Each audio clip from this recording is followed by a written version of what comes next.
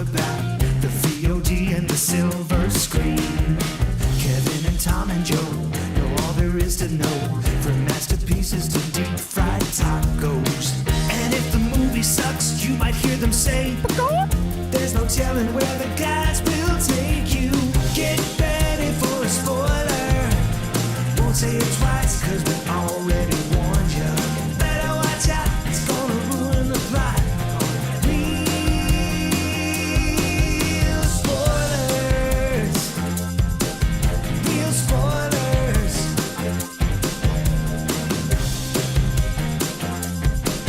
Real spoilers.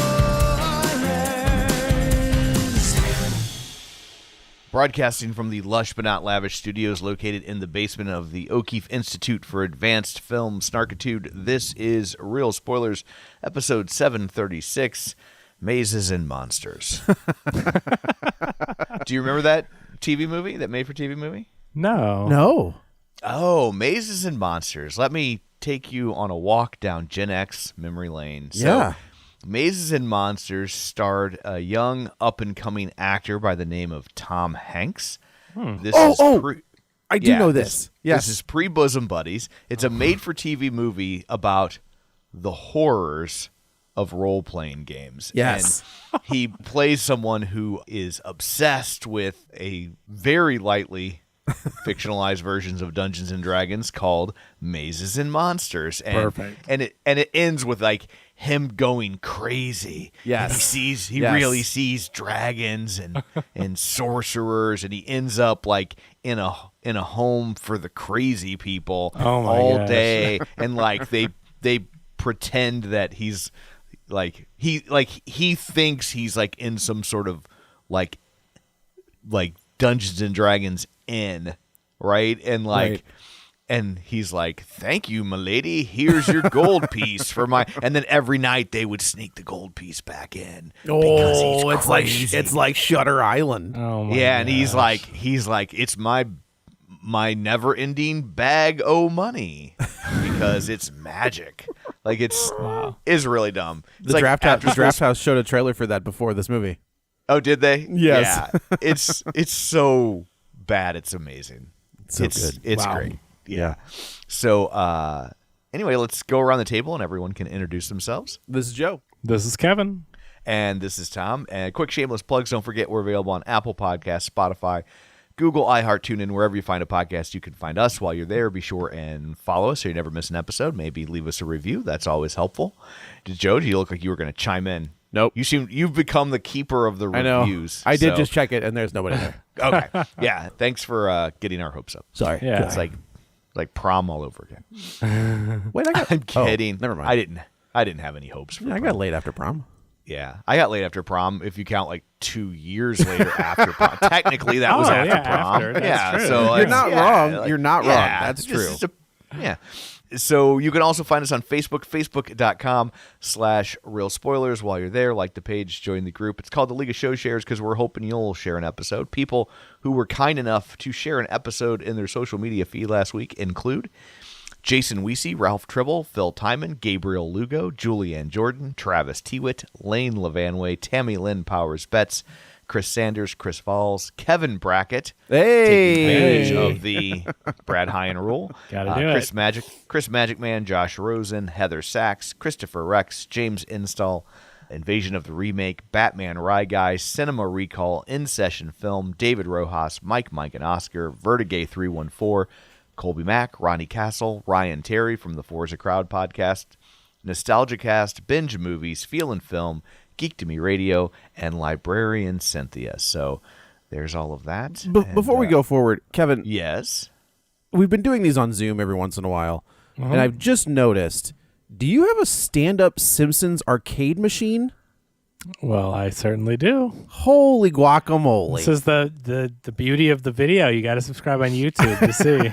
I just noticed it. It's one of the greatest stand-up arcade games It is. ever. That's why I had to have it. It was my favorite growing up. And so that company Arcade 1-Up started doing all the replicas of the cool, Oh, like they okay. have Okay, X-Men, they have Simpsons, they have Street Fighters and Mortal Kombat, and they've, replicated all the really cool ones. But Sure. yeah, this is a must-have. It's really fun. Okay, that was it. I'm just very impressed that you have that Well, arcade thank you. machine. Yeah, I Yes, tried to very play good. it one time when I was doing a podcast with Matt or something, and I had it on because I'm like, this will look really cool. But with the lighting, it looked like just a dark, like, I was like, oh, well, that was good thing I turned it on. When you say Matt, do you mean the co-host of the Real Spoilers Horror Movie podcast, Matt F. Basler? Yeah, I didn't want to make you jealous. Oh, I okay, did a okay, podcast okay, without I you see, I on see. this, so No, I that's- just that's was all trying right. to be vague, but That's you did all this to right. yourself, No, Joe. I get it's the story of my life. Yes. And Yeah. speaking of the Real Spoilers Patreon podcast, Horror you can podcast. find it Yeah, at horror pod- horror movie patreon.com/realspoiler. I'm just plowing through.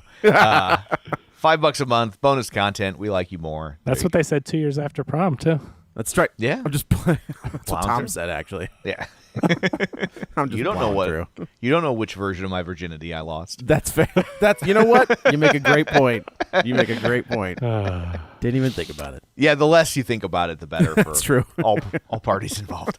So, And this is when you turn the YouTube off. Yeah. yes. There's all that. Let's dig into Dungeons and Dragons: Honor Among Thieves. So before we get into this, there's, you watch the whole movie. I usually stick through the main credits. I don't really stick around for the after credits, the all of them. And I was taken aback by the director and writer of this movie. Sure. The writers of Spider-Man Homecoming. John Francis Daley has one of the craziest career paths I think I've ever seen. Right? So we all know that he was Sam Weir on Freaks and Geeks, right? And they 1999. played D&D in that show. Correct. And then I'm looking at his IMDb. He kind of goes away for a while. He's hit or miss, right? He's on the Gina Davis show in 2000 and 2001, so right after Freaks and Geeks. He's gone for a while, comes back for Kitchen Confidential, which is, it's apparently a TV show. And then he's gone for a while again. And then he comes back for Bones from 2007. He does 140 episodes of Bones from 2007 to 2014. I didn't realize he was on Bones. I've never watched that show. Apparently, he was on it forever. I'm like, good for him. 140 episodes of network television. Yeah. You never have to work. Right. Never. Like, you can do whatever you want, like unless you just do really stupid stuff with your money. Right. But beyond that, like that, because network TV is still like under whatever the old paradigm is for paying people. So like you make serious bank if you're on a show that that long. Yeah, That's because it's that's playing awesome. nonstop and on Thursdays at 10 a.m. or whatever, like it's Yeah. just Oh, like yeah. syndicated. Well, to- Beyond the syndication money, there's just the money because it's on network TV. Like Yeah. you Right, just right. make more. oh, sure, and they play that Bones show all the time. Right, It is always on. Then he's in Waiting, which he kind of has a fun role in that. But then he directs Vacation, the quasi rebooted Vacation with like a Ed soft Helms. reboot. Yeah. Then he does Game Night. So Vacation is Game 2015. Night's great. Game Night is great. But he I thought wrote Vacation- Spider-Man Homecoming before Game Night even. That's a Yes. big credit. Yes. And then he directed this, Dungeons and Dragons. But then he also wrote this. So Right. it's just it's crazy to look at his. He wrote Horrible Bosses. Well, it starts with the incredible Burt Wonderstone, which That's Cloudy a with- cute movie. is it? Yeah, Horrible that's- Bosses before Burt Wonderstone. Yes, oh, wait. correct. Yeah, No, Horrible- I'm sorry. I was getting Burt Wonderstone mixed up with the Colin Hanks, John Malkovich magician. No, movie. No, this is the Jim This is- Carrey one. Yeah, no, that's- that was bad. My Thank- bad. okay, my, that's what my I thought, yeah. apologies. Yeah, I would wrote like to this- retract that. wrote the screenplay for Cloudy with a Chance of Meatballs 2, which I think is Oh, good, 2. right? Yeah. Yeah, right. But it's fun, but yeah. and then he It's wrote no one. It's no one.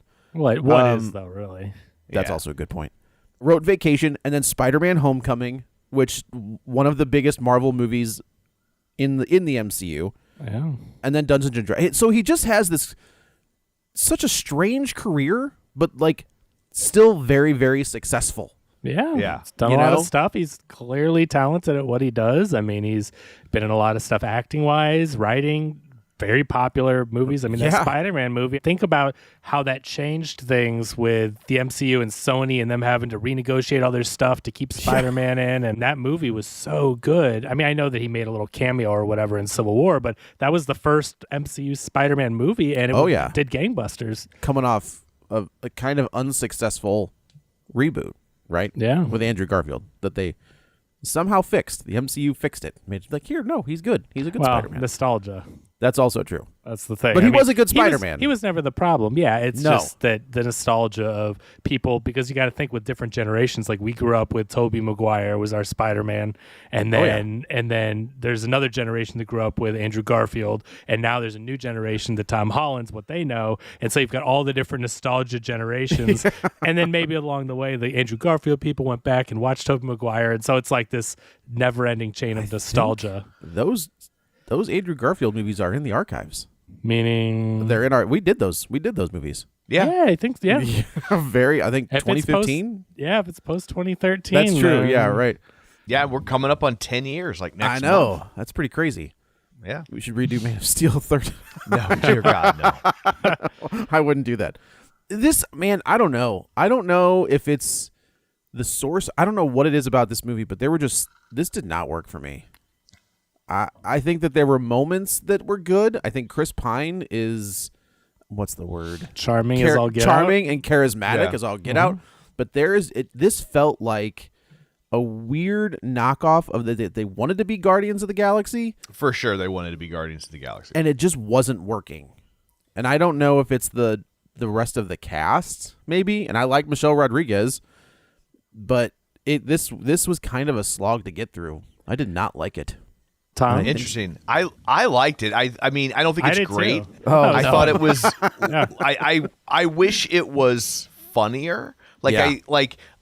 like some of the jokes really work, some of it didn't, and so like I wish they had done another pass through to maybe punch it up a little bit more, or at least punch it up more effectively. Yeah. But it was light and breezy, and That's fair. Yes, that's true. and I think it benefits from that. Yeah, like overall, like I thought this movie was fun. Like it was, and I think so. Obviously, when they've tried to adapt D&D in the past, I think the problem that they've run into is that it's a game that a lot of people have played and a lot of people have an affection for, but Sure. because of the nature of D&D, which is that even if you're using their campaigns, right, you're still creating that game yourself Yeah, collectively. anything Oh, can yeah. happen essentially. in your Yeah, story. and so it's harder to find moments, beats, characters, fan service, Easter eggs that will resonate with people in the same way you do with more traditional IP,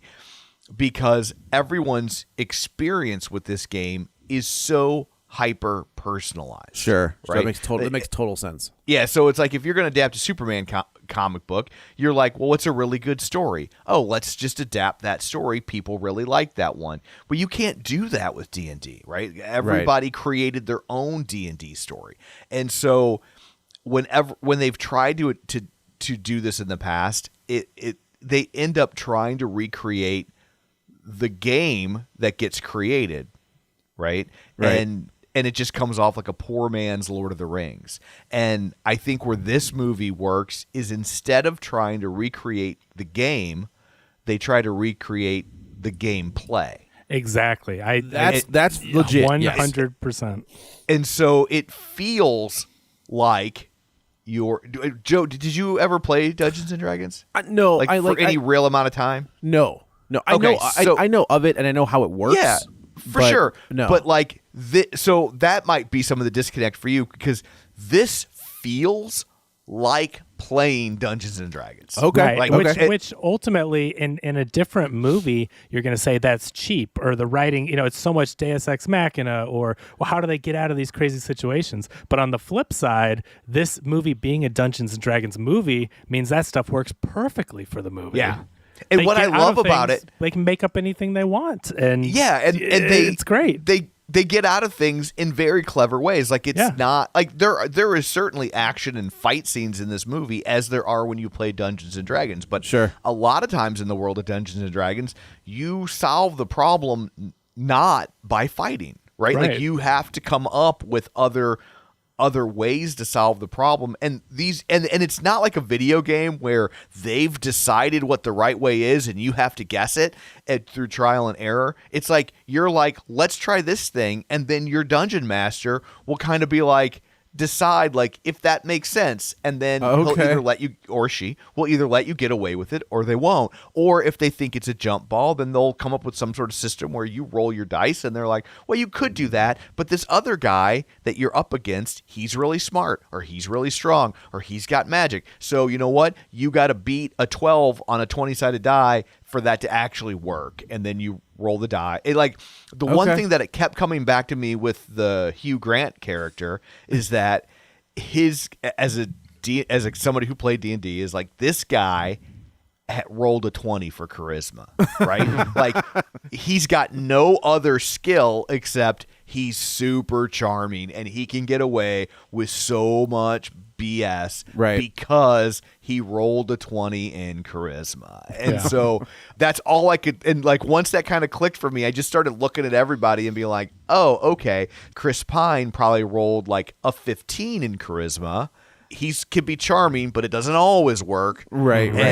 But he also rolled probably a 16 or a 17 for stealth or strength or whatever. Plan making. Right. And so he probably rolled more like a 10 for that. Right. Like, that's fair. That's fair. Yeah. Sometimes it works, sometimes it doesn't. Right. And so like I could just kind of like in my head just started seeing the character sheets of every character in their party, you know. So you make plans that fail. I'm kind of glad that I feel like that's a trope that they would have used, where it's like you're introduced to Chris Pine and then there's a freeze frame and off to the side there'd be like a character sheet, right? Like I feel like if this movie came out 5-10 years ago, that's what they would have done. And I almost would have happen. I almost would have liked a framing sequence where you saw them playing the game. Sure. You know what I mean? Sure. This had some real Jumanji vibes from like they could have made this people playing these characters because you've got all the elements. You have the different characters from a D&D campaign, and then you've got all the NPCs, and they could have easily made, and you can tell like our main characters are the ones that are doing quirky stuff and trying to figure stuff out. But then when you get to that one super character that can do anything, get at any situation, like that's an NPC, and he's great, but like has all the abilities, all the strength. He helps you get out of any situation. You know, he's just there, and he's clearly, the way he speaks, he's not one of our real characters, like real people. He's just an NPC. And so he's being played by the dungeon master, exactly, right? He's a character you interact with that the DM plays. Wasn't that like that? What's that character in Jumanji where it's like, "Welcome to Jumanji," you know, like the guy that character. Exactly. Right, it's an NPC, exactly. So I really like this, and I think that it's interesting because they never. I don't think, you know, unless maybe people will go back through it and watch, I don't think you ever see a hint or a clue that these people aren't real people, like that this is a game within a movie type thing. But they easily could take it and start introducing like, here's our characters but playing different characters in this world. Like they could spin off the thing and have different actors come in, but it could all live inside the same world. You know what I mean? They can be really creative with the way that they take this because of the success that it's having. Yeah, I think the advantage they have is D&D, from what I know, is like it's limitless, right? Like there's no limit to characters or to character designs or personalities. There's no like, oh, you have to have Superman, right? If in a Superman movie, you have to have Superman. You have to have Lex Luthor. You have to have Lois Lane. Right. These are all just different like, character types. Hey man, we've got a barbarian over here. We've got this rogue vigilante over, well, I guess that's Batman, but that's neither here nor there. But yeah, you can, there's no like, it's a limitless thing where you can be completely, a writer like John Francis Daley can be completely creative and make anything work. Right. So Chris Pine is a bard. Michelle Rodriguez is a barbarian. Regé-Jean Page, he's the guy from Bridgerton. I'm not exactly sure how you say his name, but he plays a paladin who is that NPC type character. That can do anything. Okay. Justice Smith, who you know from Detective Pikachu, he played Simon, a half-elf wild mage sorcerer, so he has quite a title. Sophia Lillis is the druid that can shapeshift. Hugh Grant is a rogue and con artist. Chloe Coleman. I used the right words. I'm proud of myself. I didn't even know it. Chloe Coleman plays the daughter. Daisy Head is Safina, the Red Wizard, and Jason Wong is Dralis, the Red Wizard, the big bad that we hardly see. It is weird that they definitely like show that guy twice. And I was like, okay, that's the guy. That's He's the big bad Thanos. guy. Yeah, he's the one that never- they don't quite have the story yet to get to him. Like he's Sure, the big sure. bad. But aside from D&D, like there's some other properties. They mentioned in this movie a couple times Baldur's Gate, which is a really popular computer game I used to play. Okay, so that is something, right? Like Yeah. I heard them mention it more than once, and I was like, I feel like I know what that is, but It may have spun off of like a D&D campaign, but it was a really popular computer game that I grew up with, and so I'm like, dang, Baldur's Gate. So they could start pulling in all sorts of lore, and they've got since, I mean, what was D&D made in the 70s or something? It started in the early 70s. There's so much lore and different campaigns, and then, as Joe mentioned, then you're just pure imagination after that. Right. So it's really cool. So I like how the movie, like for me, it was a little bit of a slow start. It felt kind of quiet. I was like, I don't know, this isn't really hitting. But once it got into the swing of things, I had a lot of fun with it. And there were quite a few laughs. Like Tom said, not everything worked, but that graveyard scene had me cracking Pretty good. up. I thought that was pretty good. I get why it's in the trailer because they just wanted people to get to the movie and they couldn't. But I wish it hadn't been in the trailer. I didn't know about it, so Yeah. I thought it was great. Another thing this movie did, which I really appreciated and made me think about the movies we've seen lately, they did a couple of really, I want to say, clever and innovative shots in this movie where it got me thinking. I'm like, man, we see the same stuff. We were having a conversation about, maybe it was on Patreon, but about Ant-Man Quantumania, how that movie just kind of did the same thing that we see in all these Marvel movies. Like they weren't as innovative as you'd hope. And in this movie, two scenes that really stood out for me were that scene where the druid is shape-shifting and that one shot where she's shifting and trying to get away. That's a really clever way that they filmed and had her changing. Like it was just interesting. Like I thought, well, that was a creative thing we don't see every day. And then the mirror on the bottom, to a heist that you pull with a portal mirror and flipping upside down with the camera. Tither. Yeah, their tither wand, and the way that they were like taking planks off from it underneath a moving carriage, going into it, the flip camera, and then pulling people in and out, but the gravity's weird because one person's on the ground on the bottom, and I like that it falls face down. Yeah. And they can't. Yeah, and they can't use it. I was like, all right, and pretty... that's the sort of thing that happens in D&D. And sometimes you'll get a DM that's kind of a, and you'll come up with this great idea of I'm going to use the hither dither to get to here, and then he'll be like, and rolls the dice, it lands face down, you can't use it. Now what? Yeah, and that's what makes it feel like the game. And or like another moment that I thought was really very much like the game is when that first dragon they fight that's like really fat. Yes. Fat, small. And I'm like, yeah, and like that's the sort of thing like if you have a DM with a sense of humor that they'll be like, oh, but the dragon's really fat and it can't move very well, right? And it's like, or if you have a DM that's trying to help you and your characters are early in their run and they haven't really leveled up very much yet, you'll fight a dragon, but like the dragon's kind of weak, and that's oh, he's really fat, so he can't move fast. So I like the line where Michelle Rodriguez is like, that's a chunky dragon. Yeah. And you see the piles of bones. He's just obviously people have been going there to get the treasure or whatever, and he's just been eating them like a buffet nonstop. Right.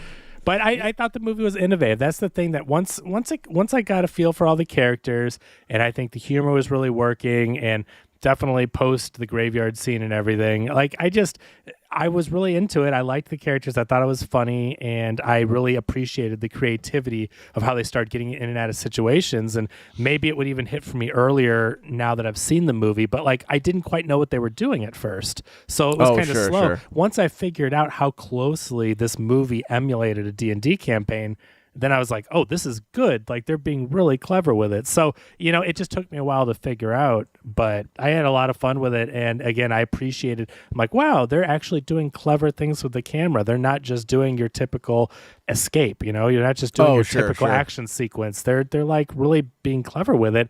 And that's the stuff where, we talk about movies, we talk about tracking shots, we talk about, hallway scene in Old Boy or Daredevil. We talk about all these, shots that you remember.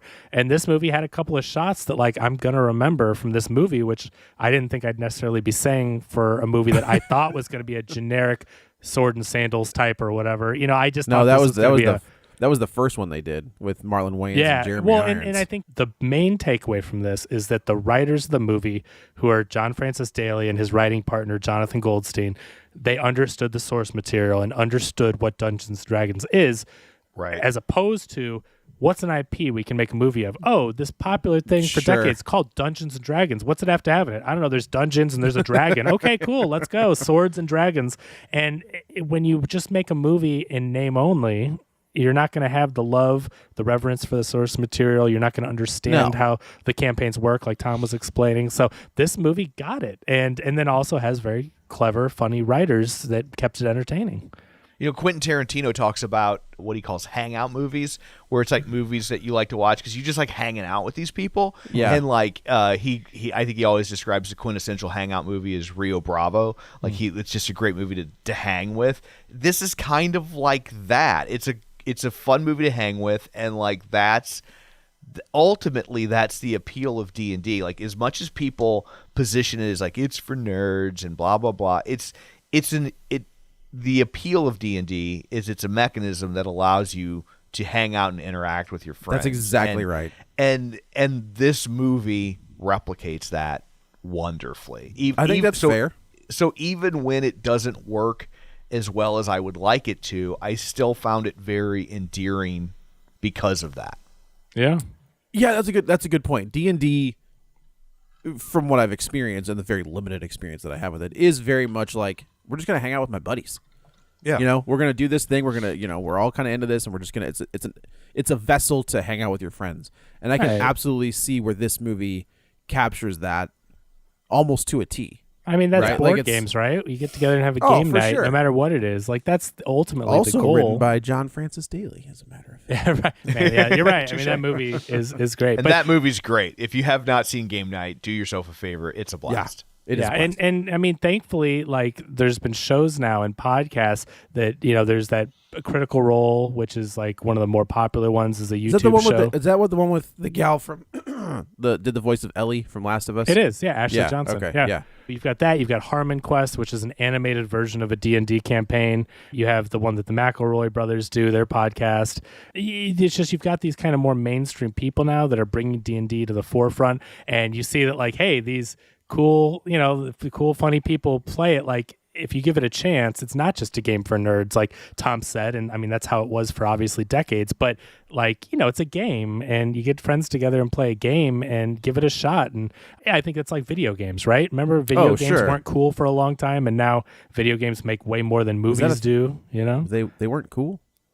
Well, I hate to break it to you, Joe. For a while, They were not. Video games were not cool. But now, whether it be Call of Duty or games like God of War or Last of Us with the great stories and everything. Call of Duty is just Dungeons and Dragons for bros. Yeah, there you go. It's the same thing, right? Like you create your character, you give them a loadout, and you fight That's funny. bad guys with your buddies. It's the But- same. But it's mainstream now. The point is Sure, that video sure. games have become mainstream now because, they're cool, right? And like now we can have video game movies, and we can have these properties based on Okay, time out.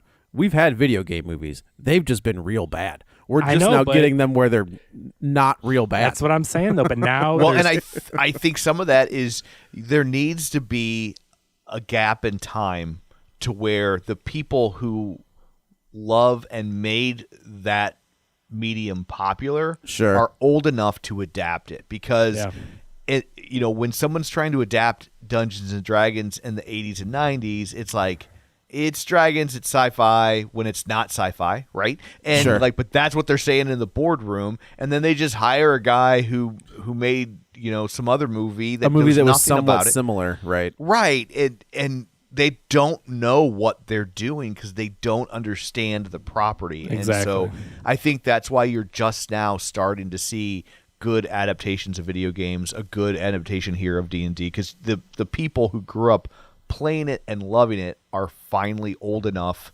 and established enough in the industry that they can raise their hand and say, I know how to do this. Right. Well, Like, yeah, John, I John understand Francis Daley has to grow up and be old enough Right. to direct movies and write movies and say, hey, I really love this thing, and I'm also a good writer. Look, I made one of the highest grossing Marvel movies over here. Like he's got the weight, he's got the credibility, and he also likes and understands the property. So it's right. And also with video game movies, right? The reason why it's a catch-22, because if there's not an audience, if people go like, yeah, video games are semi-popular, but like they're not going to make blockbuster movie returns, they're not going to give it a good budget. And if it doesn't have a good budget, it's going to be cheap, and then it's going to be bad, and it's a self-fulfilling prophecy. But now that video games are popular, you can make a show on HBO about The Last of Us, which is a very popular game. Uncharted. You've got the Uncharted movie, which was a huge worldwide success. Not as big as a Marvel thing, but it made $500 or $600 million. And you've got Last of Us, which is one of the critically highest praised shows of recent times, and that's bringing in people that don't even play the game. So now that it's not taboo to be like, oh, I can't watch a video game movie or whatever, it's like now people are just showing up for this stuff, and they can make a lot of money and make sequels and that Mario movie is going to make some money. And it looks great. I mean, I haven't seen it, but just from, it's played before every single movie of the past 2 months. And, it's Illumination. They have good animation. Posts keep popping up online about all the Easter eggs and all the games from like the beginning NES to current. They've planted Easter eggs everywhere. Yeah, I think it's going to be a juggernaut. Yeah, I think, but I mean, like, that's the point, though, right? Like, it's not. No offense to Super Mario Brothers, the live action movie. Oh, you better not. I would never. I would never disparage that, Kevin. Okay, I know. You guys talk all kinds of crap on Monster Squad, but not me. I'll keep that one to myself. I won't. It's awful. I know you. It's a fine example of exactly what we were talking about, you're which exactly is people right. who don't understand a property being put in charge of adapting it. Correct. But on the flip side, when you have the creators Are of you Max defending Super Mario right now? When you have the creators of Max Headroom just going bonkers with an IP, it is so fascinating. I think that movie is such. I grew up with Mario, and obviously I know all the things that it doesn't do that are like Mario-like, but it's so weird, and it's such an artistic choice. Like I find that film fascinating. But this one is right off the game. Yeah. Right. Like it's we don't have an Italian guy. We have Chris Pratt doing the voice, but that's neither here nor there. Yeah, so this one where Chris Pine is what I guess they called a harper, where he's kind of like a spy who lives a meager life but has a wife that he loves and a new daughter, and in that process he is basically taking down bad guys without them knowing who he is, right? He's doing it very covertly. There comes a point where he gets tired of living meagerly, so he steals one or two pieces of this red wizard's gold, and because he does that, he sets off a series of events that ends up costing his wife her life. And he goes, he kind of goes on a spiral. He's got this new baby, but the love of his wife is gone. He ends up meeting Michelle Rodriguez, and this is one of the things that I found that was super interesting is they introduced Michelle Rodriguez and then made her straight. Also, like, stop doing that. She's out, right? Yeah. Yes, very much so. Yeah. Just let her be. They go out of their way to not make Chris Pine and Michelle Rodriguez a romantic couple, which I think is fantastic. Agreed. They are a platonic friendship. Still love each other. I like the fact that there was no real romance subplot, and there was kind of. With Michelle the Rodriguez. Closest you get is those, but Bradley even that's, Cooper. Yeah. But I like that they were the adoptive parents, and they didn't have to make it a romantic thing. Sure. It was this guy was being a drunken loser, and this woman came along to take care of this child, and together they were able to raise her. And it didn't have to be romantic. They really didn't need a romantic subplot at all for her. And on the flip side, it's cool that, just because she's gay doesn't mean she has to play a gay character too. No, that's fair. That's fair. Just it's fine. I guess because they went out of their way to establish that these two weren't romantically linked in any way, shape, or form. Just to give her a relationship, it's right. I really thought that they were just going to be, especially in today's world of like being, having more inclusivity in these storylines. Yeah. It just seemed like a natural direction to go. Yeah. And also, Bradley Cooper in this movie is. didn't. It took me a second to even realize it was him. Me too. Right? I was like, I sat there the whole time like, is that really him? Because when they shrunk him down, I'm like, is it just a guy that kind of looks like him? But I thought that at first, and then I listened to him, and I'm like, that is Bradley Cooper. Why? What's the connection here? Who does he owe a favor to? He's got to be a D&D fan. That's what I was thinking, right? Yeah. I could see him being a D&D guy, or maybe, horrible. No, that's not right. I was thinking of the Jason other one. Sudeikis? No. I was thinking of the other rated R comedy that was Hangover. well received. Hangover, yeah, but he had nothing to do with that. Who knows? Or maybe that it's one of those casting things where, I mean, judging from John Francis Daley's pedigree, that dude's got connections everywhere. Yeah, from the looks of it. So he's like, hey, off the top of my head, I can't figure out a moment where he crossed paths with Bradley Cooper. So I'm just normally it's like somebody, like when Bill Murray pops up in Zombieland, right? Oh yeah, it's because Woody Harrelson and him were in Kingpin, and Woody Harrelson is like, let me make a call for you, right? Sure. Like I can't figure out the through line to get from anyone in this cast to Bradley Cooper or behind the scenes. I gotta think that either John Francis Daley and him are friends, or he likes D&D and wanted to, because that's not a role he needs, clearly. And for sure, it's not a scene that even necessitates the caliber of an actor. No, we got to get Bradley Cooper. I mean, again, it's a scene that really doesn't need to be in there. It does get her the hither dither wand, which she thinks is just a walking stick, which, in very D&D fashion, like we talked about, it's like, oh, that was actually the hither dither stick, right? Which yes, can teleport. yes. But they could have gotten it any other way. The only thing I can think of is maybe it was written in there so they didn't have to explain why she wasn't in a romantic relationship with Chris Pine, because she already was in one, and then they broke up, and but again, there's infinite ways like D&D that you could rewrite that as well. So it was very silly, but yeah, I got to think he wanted to be there. He definitely didn't need to be. Definitely when they opened that door and I was like, well, that's okay. You can't see him from far away. And then he sits down. I was like, huh, yeah. Look at that. It's interesting. Academy Award winning actor, Bradley Cooper. But no, just award going back to nominated. Did he win an Academy Award? Didn't he win for Silver Linings Playbook? I don't think he did. Oh, I thought that he did. Did he? Maybe he did win for that. I thought that he did. Maybe a writing one or a direct. I don't know. I mean, not I'm not saying you're wrong. I just couldn't remember. Look, maybe I'll say that I'm wrong. You could? Okay. Yeah, you say it. I'll back it up. I'm wrong. Whether you're wrong or right. Yeah, well, it doesn't matter. It says he's nominated for 9 Oscars. Oh, okay. Nominee. You just wanted to say that many times is really what that came down to. That's my goal in life, yes. Now I got that Muppet song stuck in my head. Nominee. Nominee. Don't. We're going to have to pay rights. Oh, gosh. So, but I thought that was pretty fantastic. Is that they made them brother and sister, basically, like that kind of relationship, right? And I think that comes back at the end, and I was like, that's kind of brilliant. Like that's a brilliant twist. That is really smart, and I don't think I've ever actually seen that before. Where, so just to speed to the end, one will backtrack. The goal is that they're going to steal this resurrection stone that's going to bring Chris Pine's wife back from the dead. And in the process of doing that, they get captured. They're gone for an X amount of years. They come back. Is that really all it is? Mm-hmm. Okay. Yeah. They come back, and Hugh Grant has kind of poisoned Chris Pine's daughter against him. And Hugh Grant was part of their party. They were correct. Friends. Yeah, they were all part of this little crew. So the end of the movie is they get the stone back, but Michelle Rodriguez's character is mortally wounded, and Chris Pine sees this moment where his daughter, who never knew her mother, right? She was a baby when her mother died. It's kind of like, what was that? What was the Pixar? Was it Disney or Pixar with the two brothers? Pixar is Disney. Go on. Right, but Onward.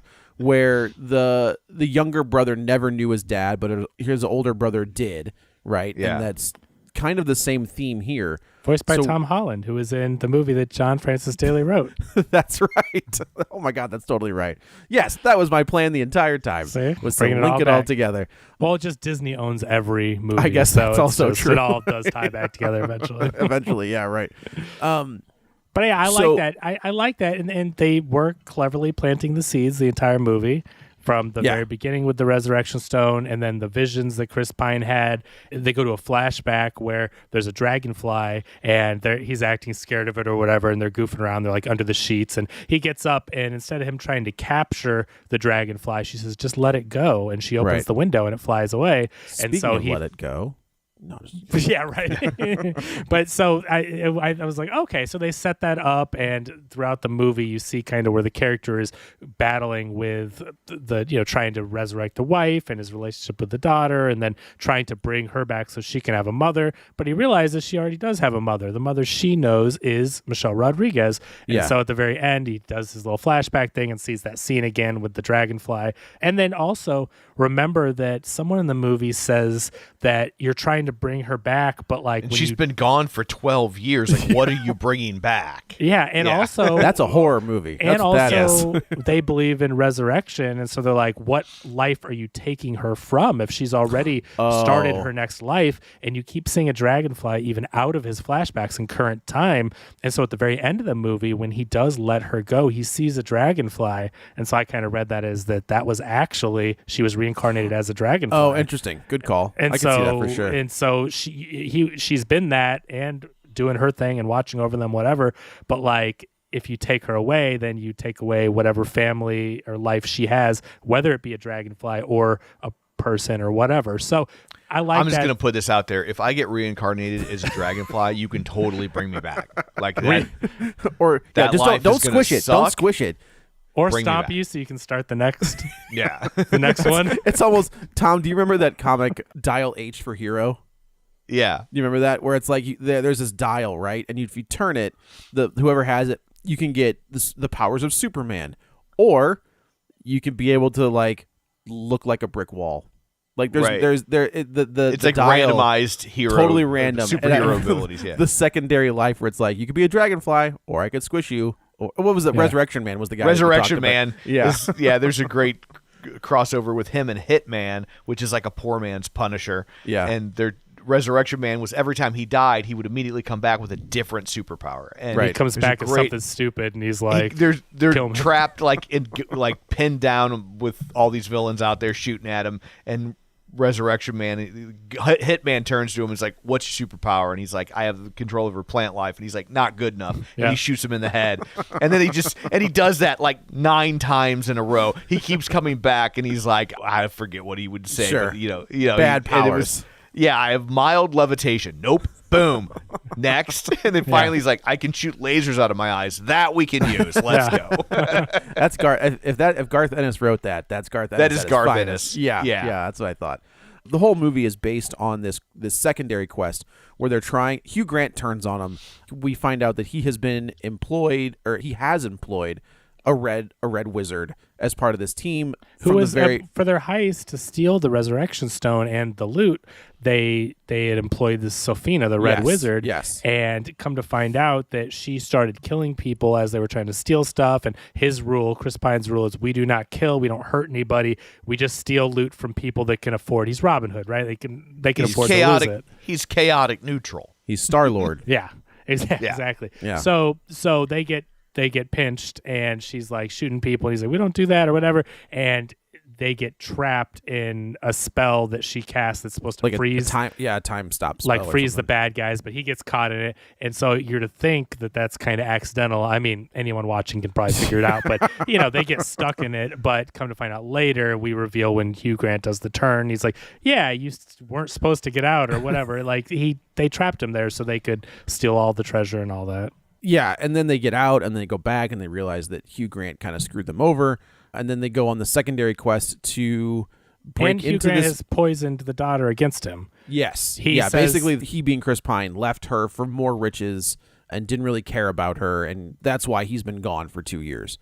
So yeah, the secondary quest kicks in. They rebuild their team, and this is very D&D, right? Like D&D's like you always end up on these side quests inside of a quest, and the side quests end up getting you the things that you would need in order to complete the final quest. I got right? you. And I got you. Like in this case, they pick up the hither dither stick, and also you would go on these side quests because your characters need to have more experience and be more powerful. So you're gaining levels, you're gaining hit points, you're gaining XP, and so because it's like if you just go straight to fighting the big dragon at the end, the dragon will slaughter you, right? And so you need to do all these side things to get better so you can compete at the end. Which makes sense. Like, now that you're explaining this does kind of change how I viewed this movie.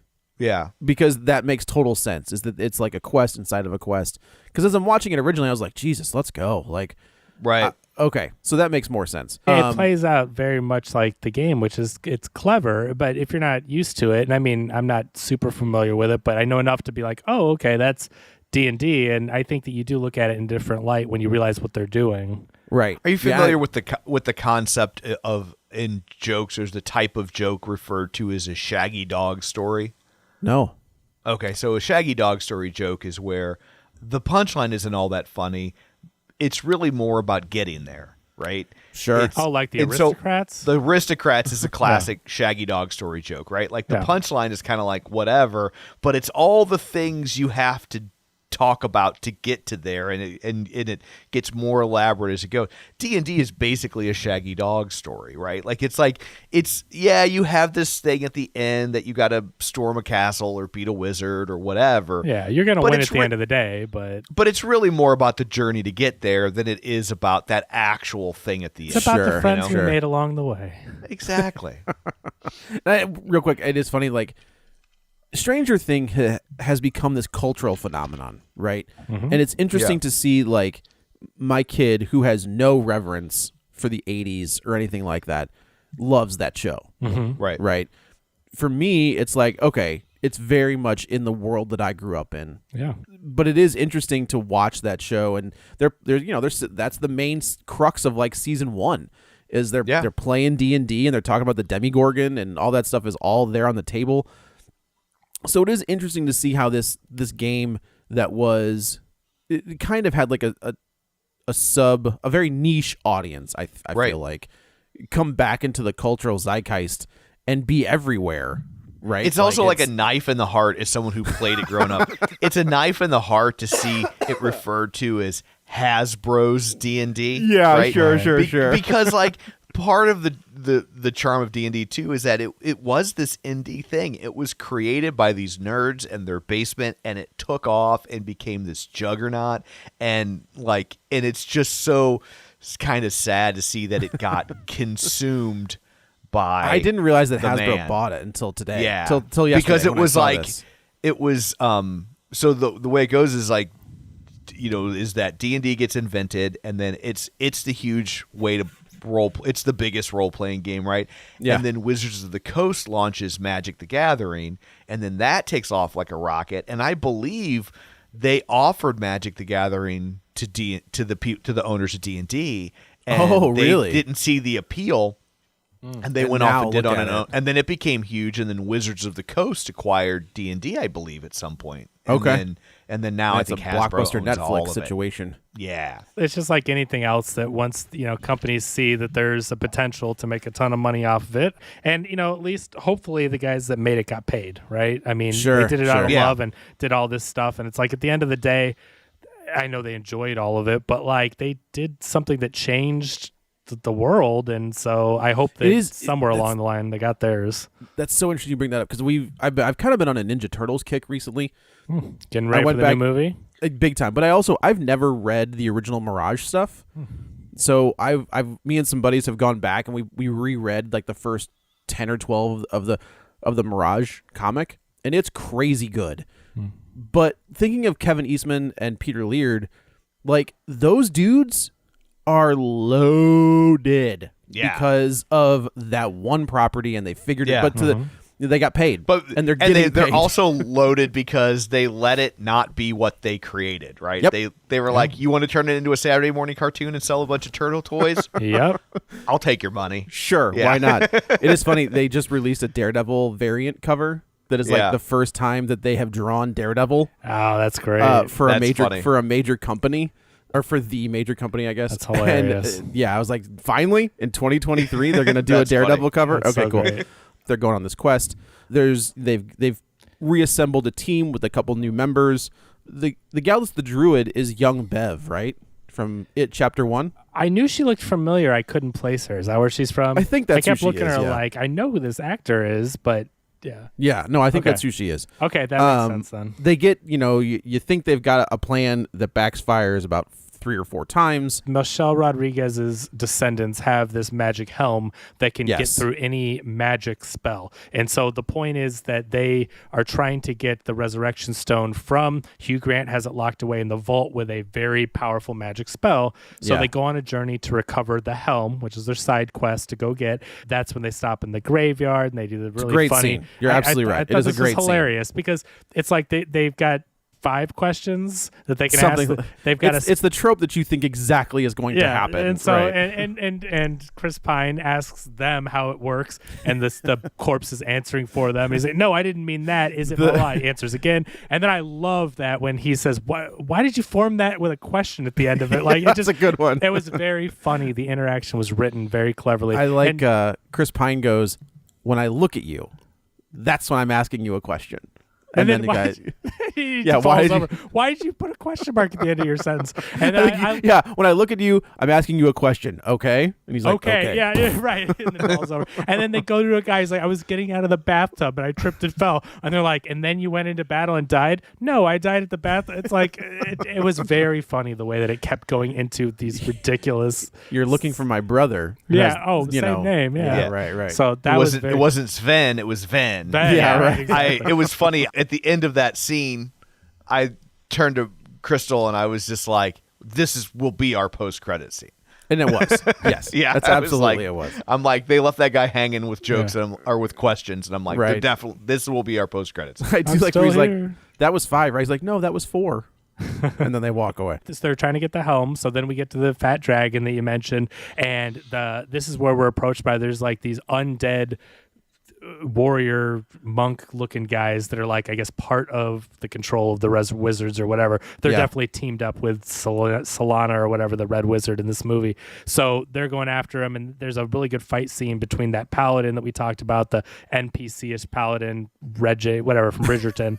It's funny. The Bridgerton guy, Matt Yeah. Reedy, posted in the group about how, based on the commercial, he thought. that I thought he would was be- too.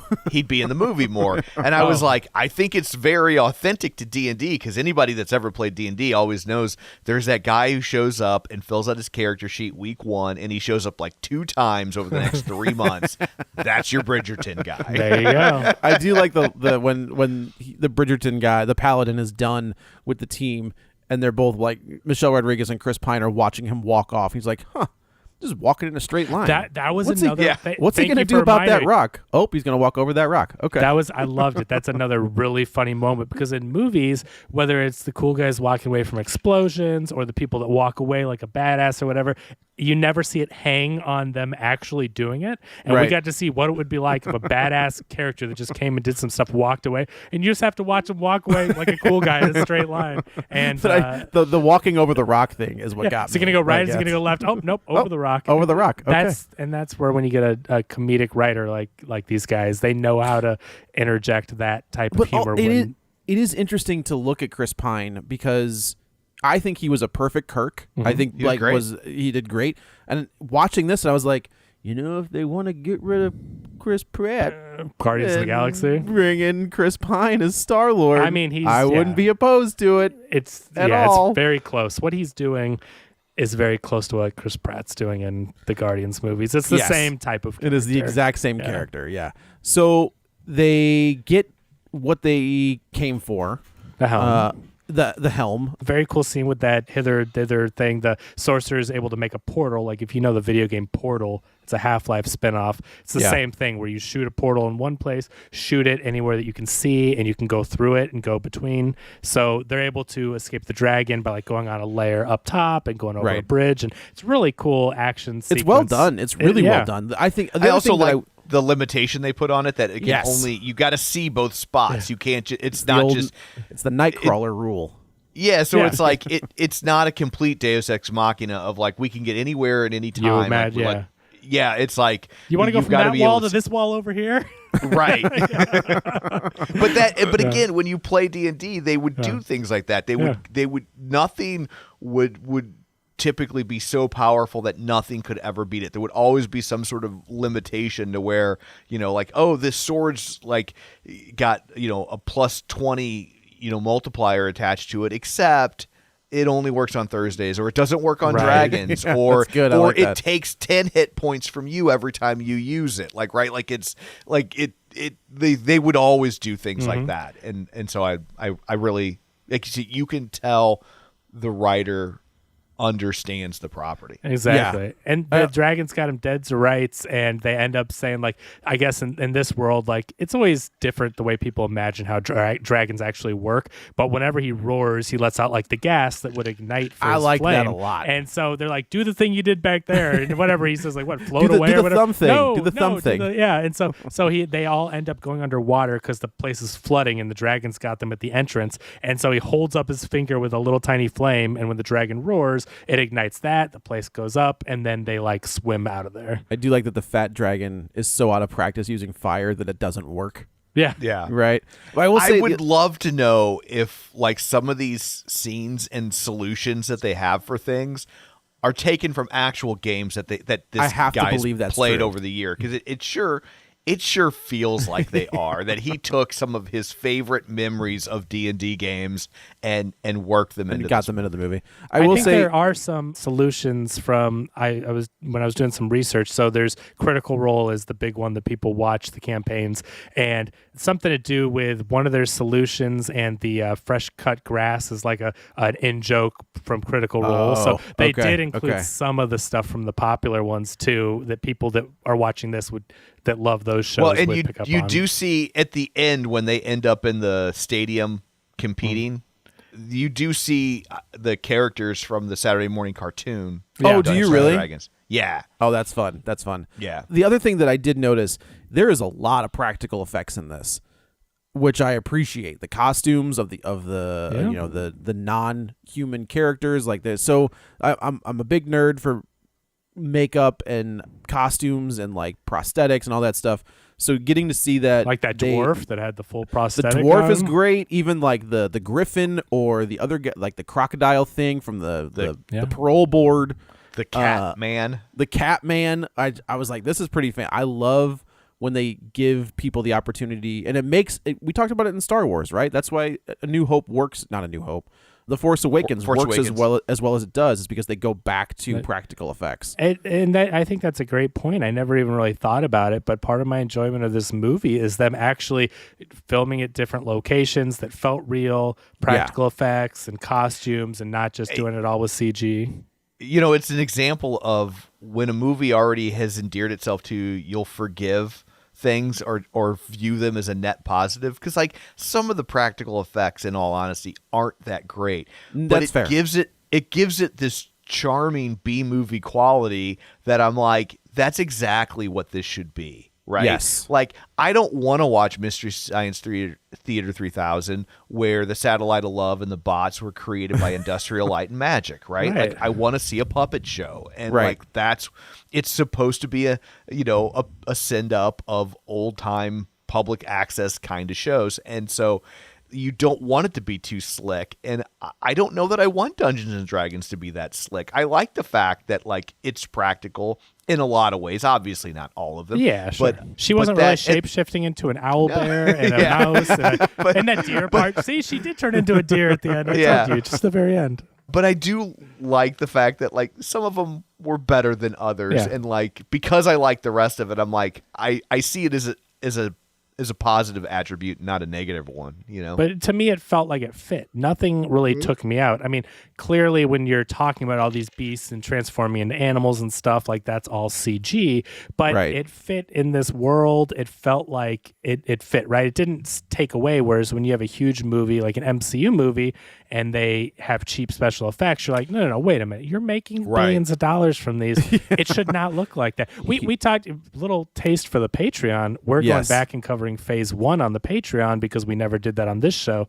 It hadn't started yet. And 2008's Iron Man has better CG than a lot of the current Marvel movies. That Iron it's Man ridiculous. suit still looks like $1 million. It's ridiculous. The CG looks so good in that 2008 film, but now there's so much, and they're rushing it, and they're underpaying, and they're not taking the time. And so we know CG can be really good, and it's a shame in 2023 when movies are making billions of dollars. It's like it should look pretty good. I mean, they did just fire that gal. So I know, so we'll see where it goes. Maybe things will look different. Yeah, so the quest, they get the Resurrection Stone, but in the process of that, Michelle Rodriguez takes a critical hit, if you will, and ends up dying from a wizard blade, which is there's no way to heal from that without this stone. And this is where we get the scene where almost called him Chris Pratt. Chris Pine realizes that while he would love to bring his wife back, the main thing is that his daughter lost her mother, the mother that she has known her entire life. So he looks at her and they kind of exchange these glances, and he uses the Resurrection Stone to not bring his wife back, but to bring back Michelle Rodriguez. And I think she has such a gut punch of a line where she says, like, why did you choose me? She said you wasted this on me. Oh, you wasted it on me. Wasted it on Yeah. me. And I was like, oh dang, like She's that like in is shock, that is a great line, and her delivery I think is really good as well.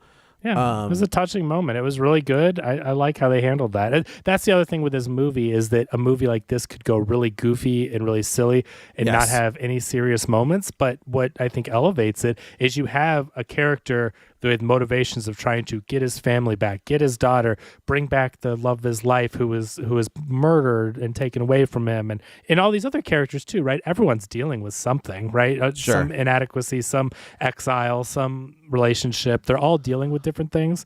And so again, testament to the writing where they actually fleshed out these characters enough where you care about them. They're not just throwaways, even though they are generic types of characters that would be in a movie, game, whatever, but they did a good job with them. I may need to rewatch this with a different perspective. Well, I think it, Well, I also get that, like, part of what makes it work is a nostalgia for playing a game that you don't have a nostalgia for having played. I do not, yeah. So, like, if all of a sudden there's this, great movie about wrestling, which I don't even know how that would be a thing. Well, have you seen No Holds Barred? Thank you very much. I have. But just play along. I see your point. Fair enough. That, like, I couldn't have that same affinity for it. That fighting with my family was really good, and I don't think you have to be a fan of wrestling. Did you see that? Oh yeah, Tom? Yeah, no, didn't we cover it? With I didn't think with we Florence did. Pugh. With Florence Pugh. Yeah, plays Paige. Florence Pugh is Paige. I watched it on TV on my own. I didn't. Or do it if for you- the show. But I did see it, and it was solid. Yeah. But, her like, name that's a is solid- Soraya now, not Paige. She's she's an AEW. Okay, well, in the movie, she was Paige. So She that's, was, yes, not fair. Real quick, though, as we're wrapping up here, I just want to say for anyone that hasn't seen the movie, they probably want to know what happened to Hugh Grant and all that. So Hugh Grant sets up a games and a coliseum, and what it is it's all a ruse. He's bringing in rich people to bet on the games that haven't been around for 20 years. He took over this town because some guy's in a infinite sleep kind of thing, and so he took over the town. He brings all the guys and their treasures in and puts them in this vault with a spell on it. And meanwhile, he's going out the back door with all the treasure. He's trying to escape. So he really it was all a ruse to steal the treasure. And anyway, so they get caught, and instead of killing them, somehow they're convinced to put them into the games. And that's when they're running away from it's a creature that's in the games, but monsters that are like a cat with wings. And that's where you see the Saturday morning cartoon characters. And they're in okay. big maze. There's and all also this. at the Draft House, real quick, they showed a clip from The Simpsons of, I guess, a D&D homage where there's the acid cube like in this Simpsons episode. Yeah. And then when it shows up here, and I was like, this must be a thing from the game. That's the gelatinous cube. Yes. Yeah, is in the movie. That's like a big part of the games, yeah. But I will say there's a scene with that where the paladin, she has an idea of how to work something. She pokes a hole and keeps her finger like in the hole as a way to get out, and then turns herself into a snake to get out of the hole. I was like, that's pretty well done. That was pretty well done. Because you have to be pulled out of it like they were in the beginning, and they're like, who's going to pull us out? And she's like, I will, just trust me. And yeah, she pokes the finger out where I didn't quite know where she was going, and then when you see it transform, it's really good. That's pretty good. Pulled one out, and then those two pulled the other two out, and during the games they end up actually winning the game. The sorcerer, the Detective Pikachu guy, ends up getting using he melds with the helm. Yeah, and he's which able he to use didn't think he powers could do, and all this stuff. They meet up with Hugh Grant's character and screw him over and end up taking the treasure. And now they said they would end up giving it to all the people. So remember they get every. So basically, I thought this was really clever because Sophia or whatever her name is gonna like kill all the people in the stadium, and they need to get the people out of the stadium. And so the way they lure them out of the stadium is they honor their promise of redistributing the treasure to the people, and they use the hither dither thing on the balloon, and then send all the treasure Lure to them the all out. to the balloon, so it falls into the street, and then everybody runs out of the stadium to get the treasure. Yeah, and so I'm like, and again, that's a classic kind of D&D solution for something. They like it. I think a lesser movie would have been, let's go into the stadium and fight this sorceress. And they eventually there's still a battle, make no mistake, but like that would have been the solution instead of this other way. And we kind of gloss over. I mean, if we didn't go back to it, we probably wouldn't even have mentioned the battle because, like you said, it doesn't really matter. At the end of the day, he's going to beat the bad guy and he's going to steal the resurrection stone and have a happy ending. And to their credit, they did a little twistaroo. The happy ending's different than you think, but it doesn't matter that they fight the red mage and they have a showdown. And it's good action sequence and whatever, but they do it. The red mage is defeated. The big bad is still going to be lurking in the shadows, but she's at least a threat that's off the table now. And they ride off into the sunset as, like you said, this was very like Guardians 2. It ends where they're like, here's our new crew, and now we're not going to go back to whatever. Like, we're going to go on adventures. Swear to God, if they don't bring in Nova in Guardians 3, I'm gonna be pissed. But no, maybe I'll give this when this gets released digitally, I'll give this a rewatch with a different perspective because Tom, I think you guys Tom and Kevin have both kind of made me realize that while I didn't have the affinity for it, I didn't really understand. For me, it's like point A, point B, point C. But if you're saying that like the way the game works is you've got side quests to get to the main quest, like that makes sense, right? So maybe it's a little bit more of an enjoyment, but to give it a rewatch.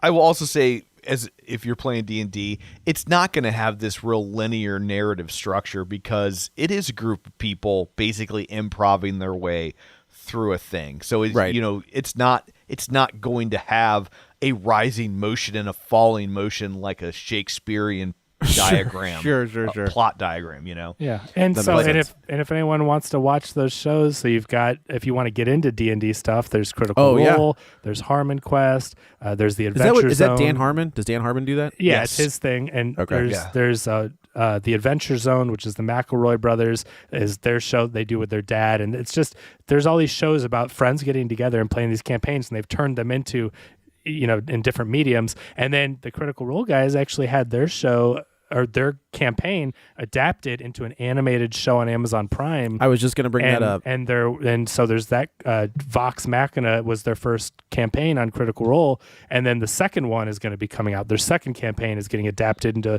like the season 2 of the show. So you can also watch the cartoon that ran from 1983 to 1985. Never watched that one. Yeah, and then there's the critically acclaimed Justin Whalen, Jeremy Irons movie from 2000. Oh, yeah, critically acclaimed, huh? Yeah, acclaimed. Maybe somebody acclaimed it. I don't know. Probably, but Armand White or whatever. Yeah, right. It does have Marlon Wayans in it, and he's always fun. And Thora Birch. Oh, she was a thing for a second there. Yeah. There you go. Well, anyway, I guess that's it for this one. Let's go around the virtual table, and everyone can say where to find them. This is Joe. You can follow me on the Twitter at Joey Butts, BUTTS21. You can also follow me on Letterboxd at Joey Butts, BUTTS21. This is Kevin. Follow me on Twitter at Kevin R. Brackett. And this is Tom. You can follow me on Twitter at Roger Kubert or on Facebook at facebook.com/Tom O'Keefe. You can find the show online at facebook.com/Real Spoilers. While you're there, like the page, join the group, and of course, don't forget our Patreon at patreon.com/Real Spoilers. So that's it for this one. Thanks for tuning in, and until next time, Robbie lives in Pardue. Get ready for a spoiler.